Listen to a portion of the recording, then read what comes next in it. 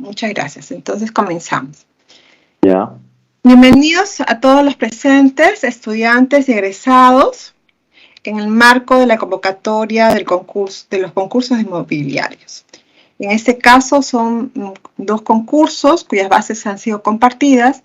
Uno de ellos es mobiliario escolar ergonómico, mobiliario urbano sostenible, ¿no? Y bueno, tengo en esta oportunidad el agrado y el honor de presentarles al diseñador industrial Jorge Villarroel Olivares, quien es chileno, el fundador de Mimalki, ¿no? Y bueno, en cuanto a su experiencia, les puedo comentar que tiene 12 años de experiencia laboral en Alemania y Francia, es especialista en modelado 3D, fabricante de piezas mecánicas e industriales para la construcción de aviones, Airbus A380, también es diseñador de equipamiento de aviones y desarrollo de prototipos, de artefactos electrodomésticos, experiencia empresarial y en la creación de marcas. Como ya mencioné, es fundador de la marca Mimalki en el Perú. Está concentrado en el diseño de mobiliarios modernos, destacando la función cultural, artesanal y de materiales locales del norte del país. Bienvenido, Jorge Villarroel. Tenemos el agrado de tenerlo presente. Muchas gracias. Hola. Voy a compartir su ponencia. Bienvenido, sí. Hola, ¿qué tal? Y adelante. ¿Cómo están? Muchas gracias por la presentación. A ver, yo te veo a ti, Lisbeth. Necesito ver. Voy a compartir tu ponencia. Gracias. Ya, gracias a ti. Un gustazo haberte visto. Y bueno, sería bueno que también me vayas diciendo si se escucha, se ve. Sí, perfecto. Se te ve muy bien. Y también está tu diapositiva está en la número 1. Y ya. Sí, claro. Listo. Listo. Bueno, como Lisbeth ya les contó, yo soy Jorge Villarroel. He estado bastante años fuera de mi tierra, se puede decir. Yo soy chileno. Me fui en el 2001 a Alemania, donde ahí logré salir adelante, se puede decir. Estudié en Alemania y también trabajé muchos años, y como lo contaba también Lisbeth, trabajé muchos años en la empresa Airbus. Justamente se estaba creando en esos tiempos, se estaba iniciando la producción del A380, que era uno de los aviones más grande del mundo en ese momento, que era de doble piso, y donde tuve la oportunidad de tener mi experiencia laboral, la que me apoyó bastante para el resto de mi vida, se puede decir. Y de Alemania también estuve por Francia, en Toulouse, donde también armaban los aviones, y después terminé haciendo prototipos por Berlín, en una empresa de alimentos, y de ahí me vine a Perú por circunstancias de la vida, cosas de la vida que uno nunca se la espera, y bueno, y me tuve que reinventar nuevamente acá en Perú, y lo primero que se me vino a la cabeza es, bueno, intentar hacer mi propia marca, mis propios muebles, y así comenzó todo, ¿no? Y la idea fundamental, o la base mía era poder crear muebles que tengan una fusión entre artesanía y diseño moderno, de lo cual al principio fue bien duro entender primero la parte cultural, y hice algunos proyectos, algunos prototipos que salieron bien bonitos, pero siempre hay una cosa fundamental en todo esto, que es el dinero, y los prototipos generalmente son los más caros. Hacer prototipo es carísimo, y eso generalmente es lo que a uno muchas veces lo frena para seguir adelante, pero a la vez también me salieron otros proyectos y me puse de cabeza, se puede decir, en esos proyectos, que era más que nada hacer mobiliario para restaurantes, para todo para el sector privado como también el sector público, ¿no? Bueno, ahora podemos empezar un poquito a conversar sobre los temas principales. Puedes seguir con la siguiente folia. El diseño inmobiliario es algo hermosísimo, que yo creo que todo diseñador industrial lo ha probado o debería probarlo, porque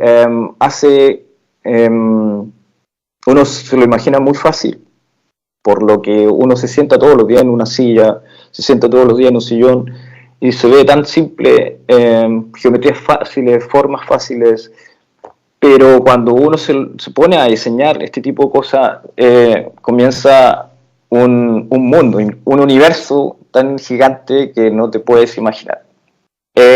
Primero que nada tienes que buscar el contexto, por qué lo estás haciendo, por qué, para quién lo estás haciendo. Tienes que analizar un montón de cosas, no simplemente hacer una silla, sino que tienes que darle un motivo a esa silla.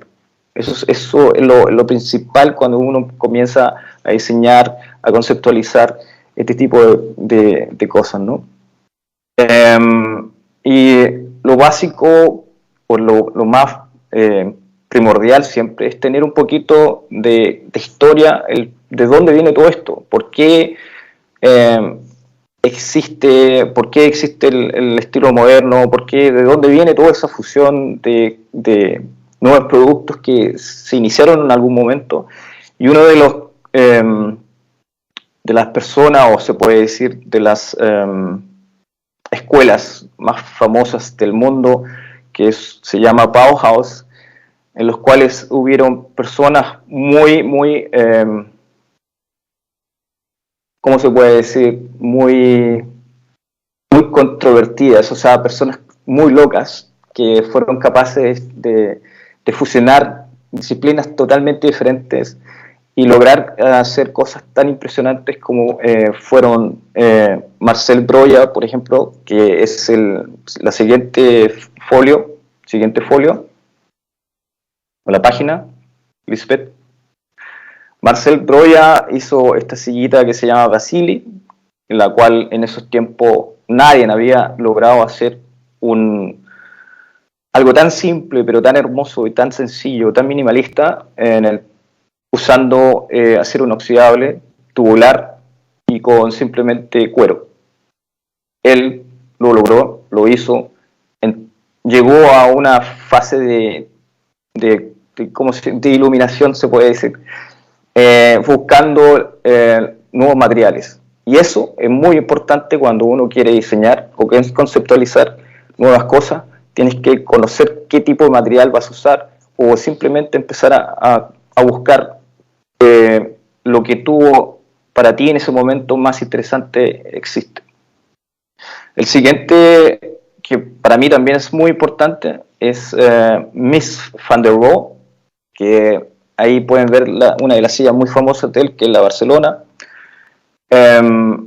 Y bueno, él era un germano estadounidense que también utilizó bastante nuevos materiales como el acero inoxidable nuevamente, pero de formas muy distintas a lo convencional en esos tiempos, ¿no? La siguiente es Alvar Aalto. La siguiente, claro, que él hizo la silla Paimio, la cual comenzó a utilizar la madera doblada, algo que en esos tiempos también era muy complejo y no existía mucho. Todo esto viene también mucho de la carpintería japonesa, la cual es algo muy interesante también conocer. O sea, cuando nosotros nos metimos a hacer nuevas cosas, también tenemos que conocer procesos, metodologías y formas de trabajos de distintos países. Eso es muy importante cuando uno quiere hacer cosas nuevas.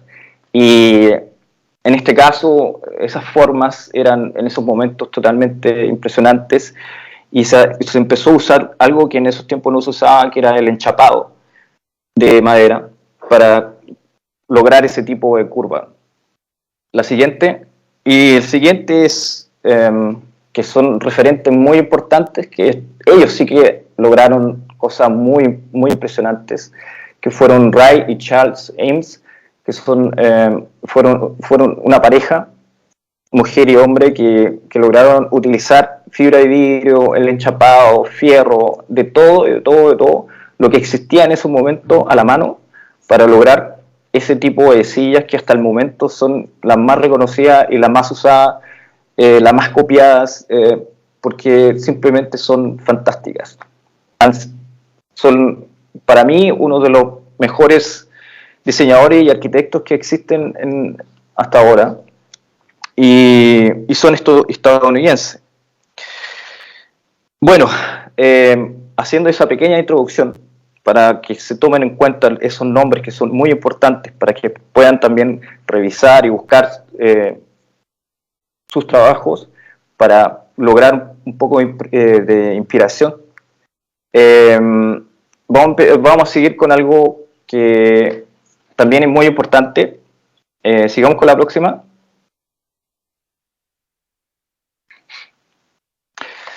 Que es el mobiliario escolar, algo que muchas veces ni siquiera nos damos cuenta. Nosotros pasamos cuántos años sentados en una silla en un colegio y a nadie le importa.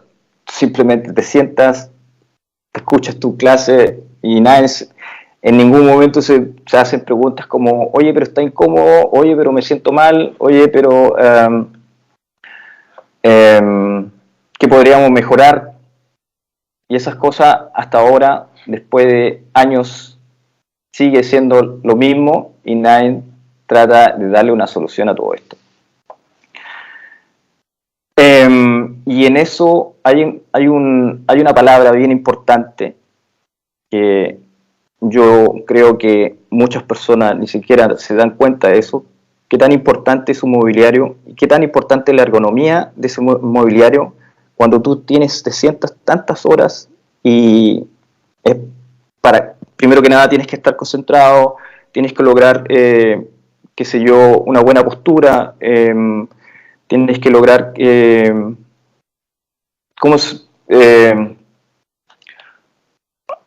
disculpen, tienes que lograr concentración y sentirte bien durante horas. Y eso, en la siguiente folia, la palabra ergonomía, que es una disciplina que ayuda a diseñar y a conectar cosas tan fundamentales como la fisiología, la anatomía y la psicología del espacio, como también del grupo de personas del cual está utilizando algún producto o algún tipo de cosa, ¿no? Y si seguimos a la próxima, ahí está bien, ahí. Uno de las personas más fundamentales para cualquier diseñador y arquitecto es Ernst Neuferth, que es uno de los íconos, se puede decir, de la estandarización universal de todo lo que es muebles, de la arquitectura, de una cocina, de lo que ustedes quieran. Ustedes, cuando quieran saber qué tipo de medidas tienen que usar, por ejemplo, para una silla, para un niño de 7 años, de 9, de 12, de 13, hasta y qué altura necesitan, ustedes se van directamente a este libro y encuentran toda la información correspondiente a ese tipo de cosas. Este fue un alemán que se dedicó simplemente a estandarizar, a medir, y buscó hasta el final la mejor medida, por ejemplo, para una silla, para una mesa, qué posición, por ejemplo, tienes que tener cuando estás estudiando o dibujando o en el computador y todo eso. Y bueno, lo logró, y esto se usa en Europa bastante, no solamente como diseñador, como también arquitecto. Y la próxima página, ahí está, esa es la carátula del libro más importante cuando uno quiere diseñar o simplemente saber qué medida necesita para crear un nuevo producto.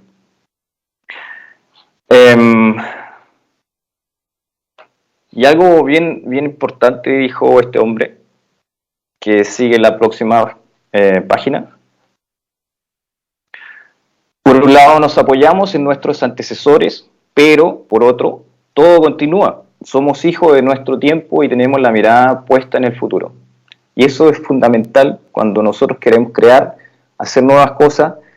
Obviamente queremos copiar, queremos mirar, tenemos que de alguna manera entender el porqué, pero también tenemos que saber cuál es la necesidad a futuro que tenemos, y a eso es lo que nosotros tenemos que atacar. El análisis, como también la parte de tratar de cambiar cosas, es muy fundamental, porque todos tenemos una forma muy diferente de pensar, somos perceptivamente muy diferentes, pero siempre hay un estándar que nosotros tenemos que seguir, y esto se maneja a través de este libro, de esta persona, y el resto ya es tu imaginación, cómo tú desarrollas el producto o lo que estás haciendo. Uno de los puntos de referencia para hacer un buen mueble si puedes seguir a la próxima página. Un punto de referencia para hacer un buen mueble escolar. Hay algunos puntos que tienes que tomar en cuenta, que son fundamentales, yo creo. Viene en la siguiente página, que es la postura óptima. ¿Cuál es la postura óptima para un niño de 5 años que va a estar durante horas escuchando o jugando o hablando con los profesores, haciendo sus tareas? Eso es lo que tienen que definir a través del libro, como también a través de pruebas. Las pruebas son muy importantes. Definir también la comodidad y la adaptación del cuerpo de la persona. Y otra cosa bien importante es que nosotros siempre hablamos de personas normales, común y corriente, pero también existen las personas que tienen alguna discapacidad, y en eso también hay que tomarlo en cuenta. No simplemente decir ya este es lo que necesitamos y dejar de lado otras cosas, porque eso también es parte de ser también consciente, perceptivo y entender no solamente una parte, sino con todas las partes. Hay que también definir las dimensiones de los usuarios. Por ejemplo, una persona en Europa es mucho más grande, tiene otras dimensiones de piernas, etcétera. O sea, somos totalmente diferentes, pero hay que estandarizar y buscar un estándar para la persona que, por ejemplo, acá en Perú o en Chile también tenemos alturas diferentes, dimensiones diferentes, y a eso también hay que tomarlo mucho en cuenta cuando uno hace un mueble o una silla o lo que sea, ¿no? Bueno, el aumento de la comodidad, mayor rendimiento académico, que eso es muy importante cuando uno hace una silla o una mesa para un colegio. O sea, nosotros siempre pensamos que eso ya, simplemente mirar la silla que ya han hecho durante 70 años, simplemente copiarla y se fue. Y eso no es la idea. La idea es siempre buscar nuevos caminos, nuevas formas. O sea, lo que a nosotros siempre nos tratan de, ¿cómo se puede decir?, de enseñar, no deberíamos replicarlo siempre, porque si nos damos cuenta, el estudio a nosotros no ha cambiado mucho. No ha cambiado mucho la forma de cómo presentar un profesor, cómo te enseña. Eso va a seguir toda la vida igual. Pero nosotros tenemos la oportunidad, como diseñadores o como arquitectos, lo que sea, de cambiar esas cosas, de darle un cambio rotundo a cómo las generaciones futuras van a seguir aprendiendo en una sala de clases, en qué tipo de mobiliario van a tener, y eso es súper importante. Pero si nosotros seguimos copiando lo que ya existe, no le vamos a dar nunca el vuelco a todo esto, ¿no? Y bueno, y obviamente haciendo un buen producto, un buen mobiliario, vamos a evitar obviamente patologías futuras, ¿no? Eso lo sabemos. Como referencia, ahí tenemos, para que se den cuenta, aproximadamente esto está estandarizado, y así pueden darse cuenta las alturas que usan generalmente para niños que tienen de 93 a 1,16 centímetros de altura, cuánto es la altura de la silla, cuánto tiene que ser la altura de la mesa, y así consecutivamente hasta llegar hasta los 2,7 metros, que no creo que haya un niño de 2,7 metros, pero bueno, aquí en Perú, pero ya existe toda esa estandarización. Eso es como referencia, eso simplemente te ayuda a tomar decisiones, a probar y ver si realmente es así o no, y les va a ayudar bastante en el proyecto o en la idea que tienen. La siguiente es justamente la siguiente página. Y esto, por ejemplo, es lo que trato también de decir, que logrando espacios, porque nosotros hablamos solamente de mobiliario, pero el espacio también es muy importante. El contexto en el cual se está haciendo este mobiliario es muy importante de analizar, de entender, y todo esto es un trabajo interdisciplinario y debería siempre ser igual. Tú tienes que trabajar siempre con un psicólogo, siempre con un antropólogo, siempre con una persona que perciba las cosas de otra perspectiva, se puede decir. Nosotros solamente traducimos y aplicamos, pero el resto de personas también tienen bastante derecho a decirnos qué es lo que necesitan, qué es lo que realmente debería ser positivo para los niños y positivo también para el profesor o para el contexto completo en el cual se va a armar el mobiliario, ¿no? Esto es impresionante, o sea, yo me hubiera gustado realmente trabajar o estudiar así en un contexto, con toda una biblioteca completa, y tener todo, todo tan ordenado. Pero bueno, algún día llegaremos a eso, acá en Sudamérica también, pero es para que se den cuenta de lo avanzado también que se piensa en otros países. Y eso del interdisciplinario es muy importante y nunca hay que dejarlo de lado. La siguiente página. Acá, por ejemplo, hay una mixtura, o sea, aquí hay una fusión de interacción entre estudio, mesa, banco para estudiar, pero a la vez hay trabajos manuales y hay una pizarra donde, por ejemplo, se puede abrir como para guardar cosas. O sea, todo esto es funcional. Toda la funcionalidad de todo este espacio se ha hecho para el motivo del tipo de clases que van a haber ahí. O sea, esto no solamente teórico, sino que también es práctico. Y lo fusionaron en un solo espacio y le dieron, miren cómo se ve, fantástico, bien ordenado. Eso son cosas que no solamente un diseñador lo hace, sino es un conjunto de trabajadores, de gente que piensa, psicología, antropología, arquitecto, diseñador, todos, hasta el mismo persona que tiene que hacer las piezas, tiene que entender todo esto, ¿no?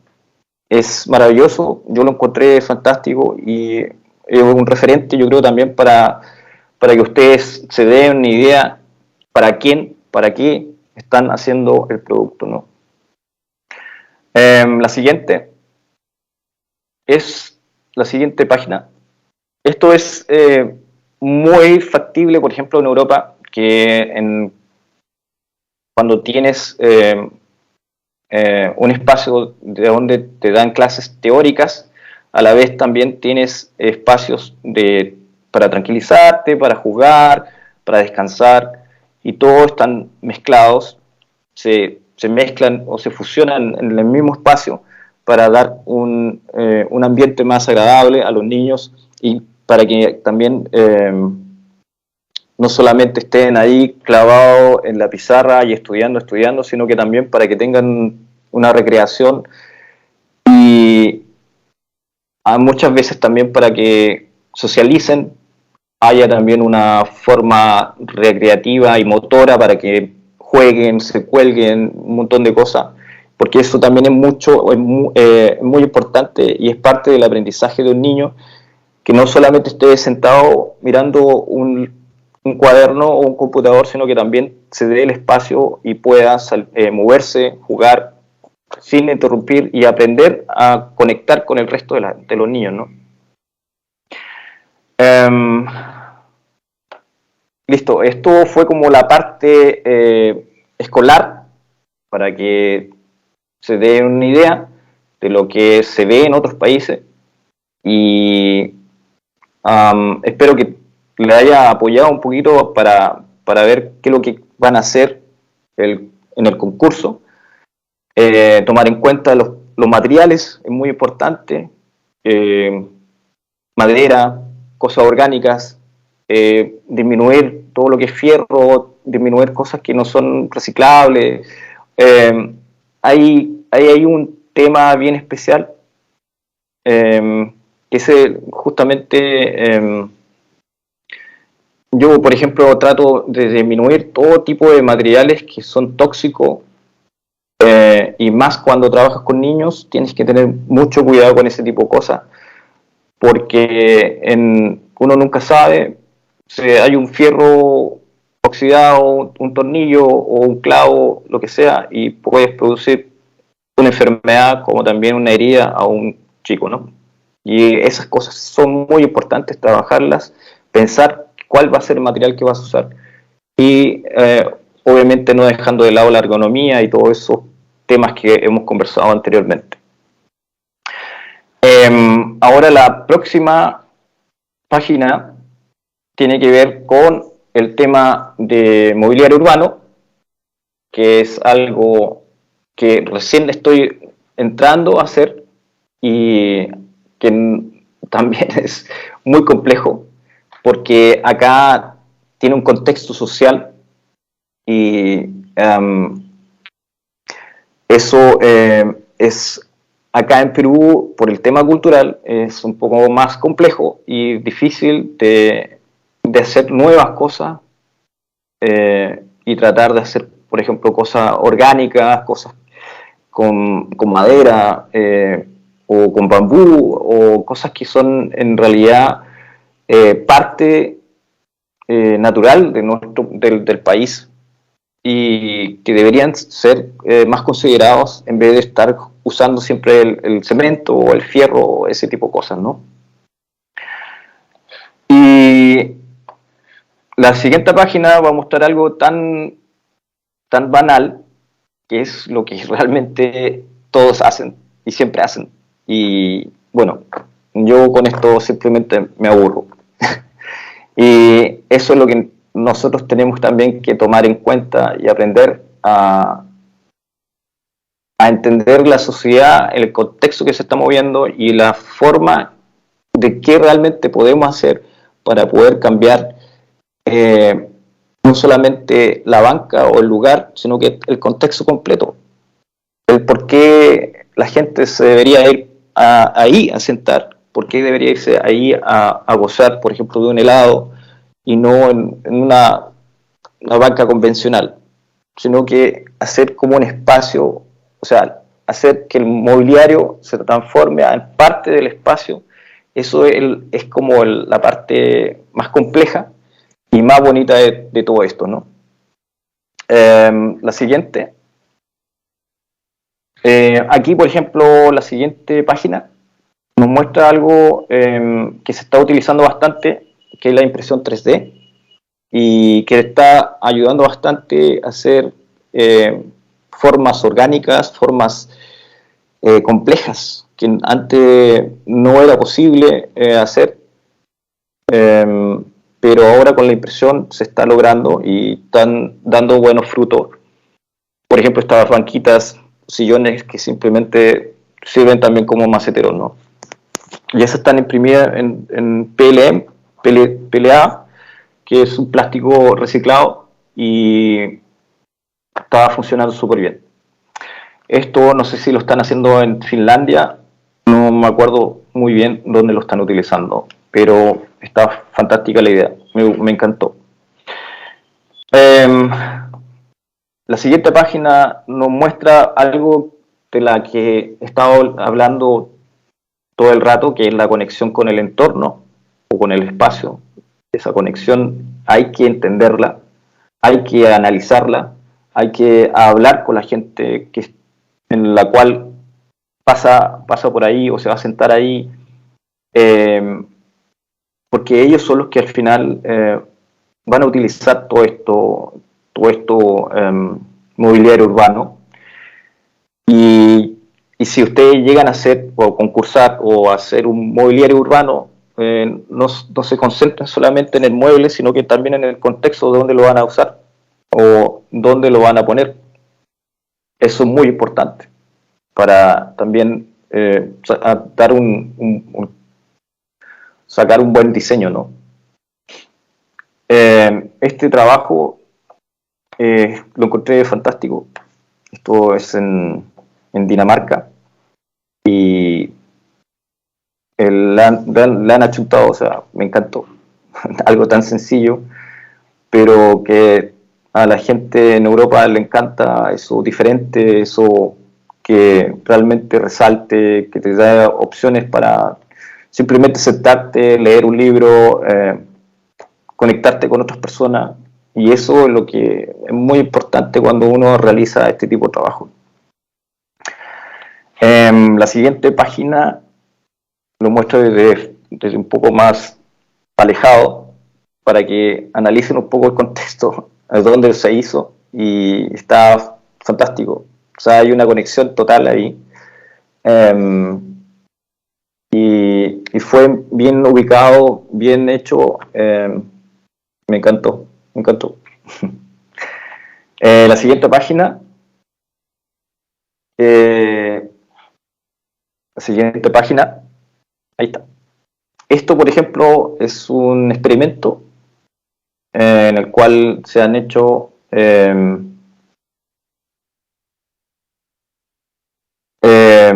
la idea fue de hacer como un pequeño cowork donde la gente pudiera conectarse, trabajar y a la vez también fusionarlo con el contexto de ciudad en la cual lo habían hecho, ¿no?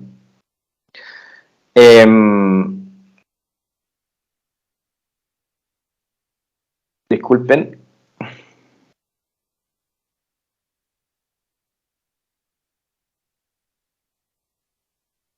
Ya.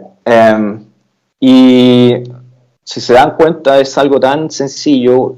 Usan materiales como la madera, usan madera como el triple A, algo que aquí, por ejemplo, lo ven como algo que se va a romper, algo que no va a ser duradero, que se va a picar, etcétera, etcétera.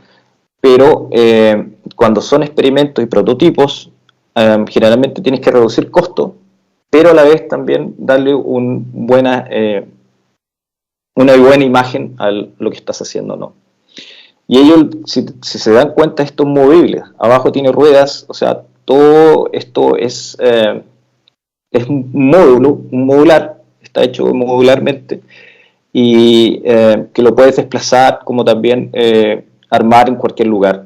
Y a esto yo le llamo bien acertado, que ha sido un buen diseño y multifuncional de todas maneras. Y la próxima página es esto que lo encontré muy divertido, que es salir, ¿cómo se puede decir? Romper los paradigmas de, por ejemplo, una estación o un paradero, mejor dicho, de ¿Por qué siempre pensamos que tiene que tener un techo? ¿Por qué siempre pensamos que tiene que ser rectangular, cuadrado? Hay un montón de formas que nosotros podemos imaginarnos. Solamente tenemos que entender el cómo lo vamos a hacer y realmente cuál va a ser el impacto social que le va a dar este mobiliario urbano en este caso. Muy simpática idea, muy bonito, y yo creo que aquí en Perú falta un poco más sobre hacer este tipo de experimentos, porque no es solamente un experimento de diseño, sino que también es un experimento social en el cual cuando la gente lo acepta es que se va a poder replicar y se van a poder hacer nuevas cosas para, para romper esos paradigmas que tenemos culturalmente, y yo creo que ahí va a empezar a evolucionar un poco la mentalidad, también va a mejorar el diseño, y si todo esto funciona, nos puede llevar mucho más adelante, se puede decir. Algo que dijo, ¿cómo se llama? Charles Eames, es preguntarse un par de cosas antes de empezar con los diseños. Y viene la próxima página. Y la próxima página te pregunta, ¿esto nos interesa y nos intriga? ¿Podemos mejorarlo? ¿Lograremos una verdadera versión creándolo? Diversión, creándolo. Y eso es fundamental cuando uno hace algo. La pasión, el entender y divertirse creando una cosa, te da la facilidad para hacer buenos proyectos, buenas ideas, buenos diseños, y eso es fundamental cuando empiezan ustedes con su proyecto, ¿no? Y bueno, ahora lo último que les quiero mostrar es un proyecto que estuve ahora terminando, que justamente tiene que ver con un parque. Es la primera etapa que inicié, y he manejado todo el tipo de madera.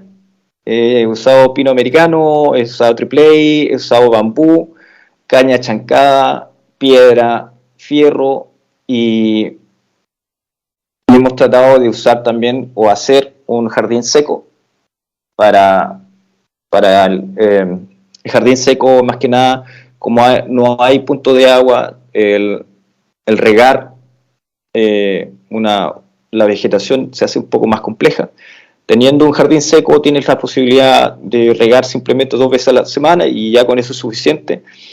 Y me han aceptado bastantes cambios en esto, y uno de ellos fue el jardín seco, que en vez de colocar un jardinel de cemento, prefería hacer un jardín seco de bajo mantenimiento, el cual ha pasado todas las pruebas, la gente ha quedado muy feliz, y la pérgola, por ejemplo, es completamente de bambú. Solamente hice unos detalles, unos cambios ahí en la estructura, que es muy importante analizar esa parte también, la parte estructural, de cómo se va a mantener la estructura sin que haya una recarga física y que se llegue a romper o caer esa estructura, ¿no? Y la próxima foto creo que muestra un poquito más. Eso, por ejemplo, a eso se le llama gaviones. Gaviones son generalmente una malla con una estructura metálica que tú la llenas de piedra. Eso generalmente se utilizan en los, ¿cómo se llaman? Para retener la entrada de agua, por ejemplo, a un lugar. Se colocan gaviones, y eso está muy de moda en el momento también de utilizar este tipo de cosas para mobiliario urbano. Es muy interesante. Obviamente cuando tienes otra posibilidad de usar piedras diferentes es más bonito, pero fue un buen detalle y también obviamente le ha gustado a la gente, ¿no? La próxima folia.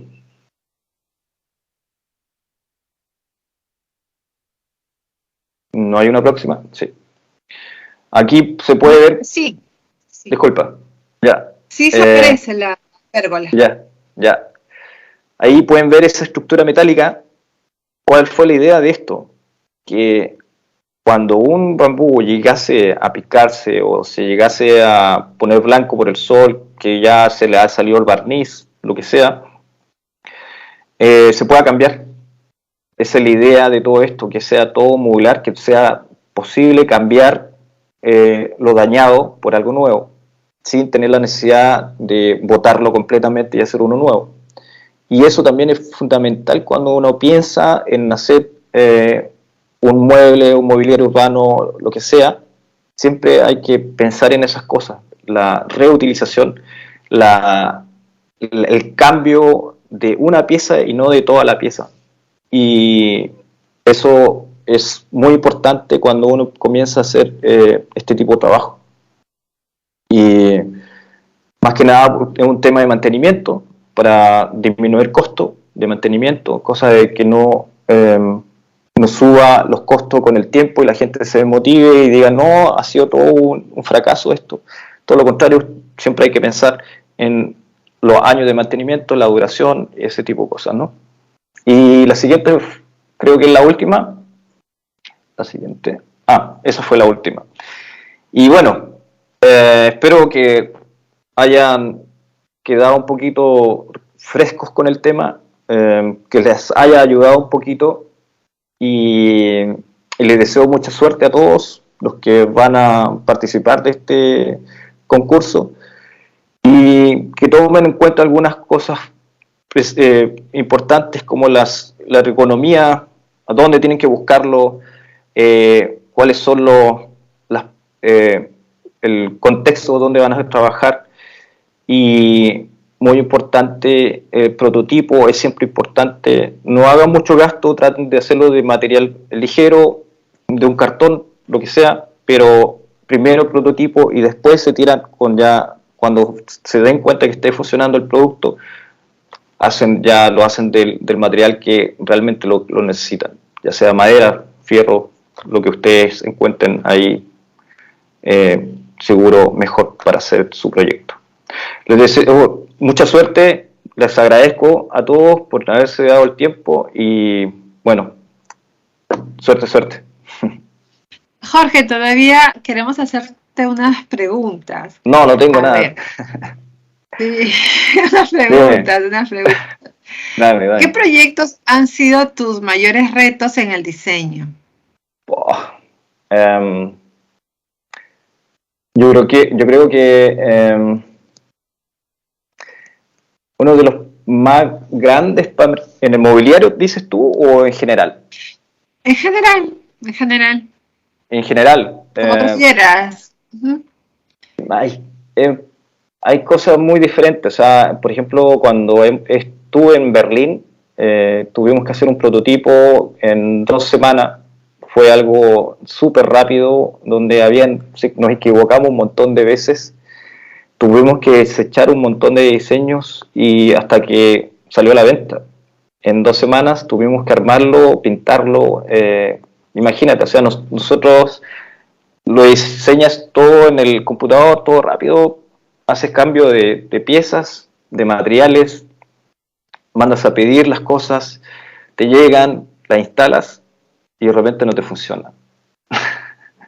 Y eso yo creo que fue uno de los proyectos más fuertes y que ¿cómo se puede decir? Yo creo que por el corto tiempo y por todos los cambios fue como uno de los más complejos. Fue como uno de los más complejos por la complicidad en sí de hacer los pedidos de materiales, los cortes, porque allá se maneja todo, ya sea con una máquina láser, cortes láser, una CNC, una impresora 3D.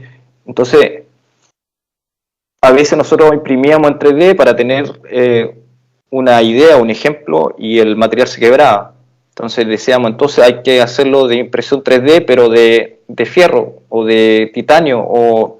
Entonces era súper complejo por el tiempo más que nada hacer muchas, ¿cómo se puede decir? Muchas pruebas. Y por eso yo creo que fue uno de los más complicados de todos, ¿no? Ahora el tema del mobiliario también es complejo, pero es un poquito más fácil porque ya uno tiene la experiencia, lo hace, sabe qué es lo que tiene que hacer, qué tipo de material vas a usar, o sea, no hay tanta complejidad. Pero eso, ¿no? Otra pregunta, Jorge. Con Dime. respecto a la tecnología de materiales, ¿qué recomendaciones nos darías para el diseño de mobiliarios? Mira, yo te digo, la madera en estos momentos está muy de moda. Es un tema obviamente por el cambio climático, el tema de sostenibilidad y un montón de cosas. Pero sí hay que tomar en cuenta lo que les decía, el mantenimiento, hay que tomar en cuenta muchos factores de reciclado, un montón de cosas para darle un mejor, ¿cómo se puede decir? Para que sea realmente un buen diseño, o sea, de eso se trata, de hacer un buen diseño, es tomar en cuenta muchas cosas, ¿no? O sea, como te decía, la sostenibilidad de tu producto, el mantenimiento, el cambio social que se va a originar por ese mobiliario, la psicología también de las personas, cómo cambia cuando tiene algo diferente. Por ejemplo, ahora que entregué ese parque, yo me doy cuenta que la gente lo mira así como un poco, como que sí, no están acostumbrados a ver ese tipo de parque o cambios. Ellos piensan siempre en el fierro, en el cemento, y cuando ven todo de madera y un jardín seco, pucha, una de dos, hay dos posibilidades: que la gente lo acepte o que un día simplemente diga no, hay que sacar todo. Entonces, esos cambios sociales, de psicología también, son muy importantes analizarlos con el tiempo para ir entendiendo cómo funciona realmente la sociedad, ¿no? Claro, claro. ¿Qué metodología utilizas para diseñar? ¿Cuál es tu proceso creativo? Uh-huh.